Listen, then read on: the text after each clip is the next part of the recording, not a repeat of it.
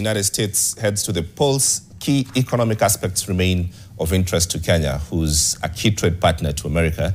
NTV's Brian George now with what happens should either of the presidential contenders win the presidency and what their respective reigns mean for Kenya. The AGOA Renewal and Improvement Act of 2024, which was introduced by bipartisan Senators Chris Coons of the Democrat and James Risch of Republican Party, would extend the bill for 16 years until 2041 and continue to boost Africa's duty-free status as a means of attracting private sector investment to help underwrite economic development. However, in the event that the Democratic Party's candidate, Vice President Kamala Harris, does not make it, it is unlikely that Republicans, with their candidate, former President Donald Trump, would be enthusiastic about its renewal.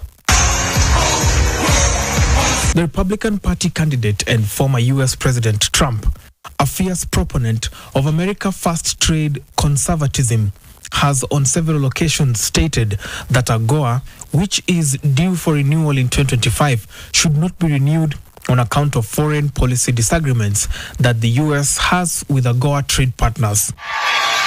Despite the current political situation in U.S., the Kenya Private Sector Alliance, KEPSA, is optimistic that whichever the outcome of the U.S. November polls, AGOA is likely to be renewed.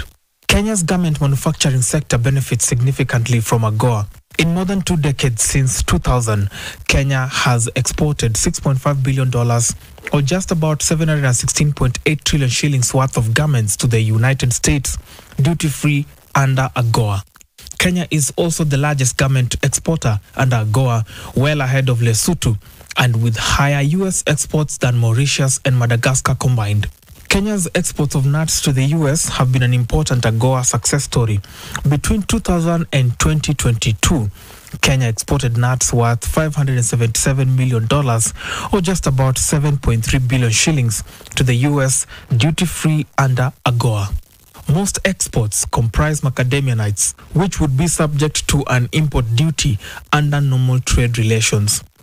In 2022-2023, Kenya supplied 34% of U.S. global imports of macadamia nuts. President Joe Biden's administration has expressed support for renewing AGOA before it terminates, and bipartisan legislation has been under consideration in Congress that would extend the act.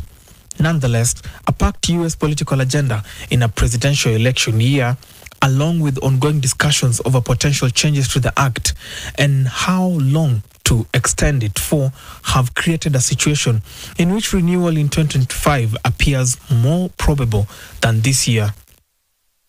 Despite the support and approval from President Biden's Democratic Party, there are concerns that a Republican Party victory could stagnate the renewal process of AGOA. Trump's victory at the ballot box, as was in the case of 2016, which is proving even more likely if the latest poll data is anything to go by, would signal the death and end of AGOA. Brian George, NTV, Nairobi.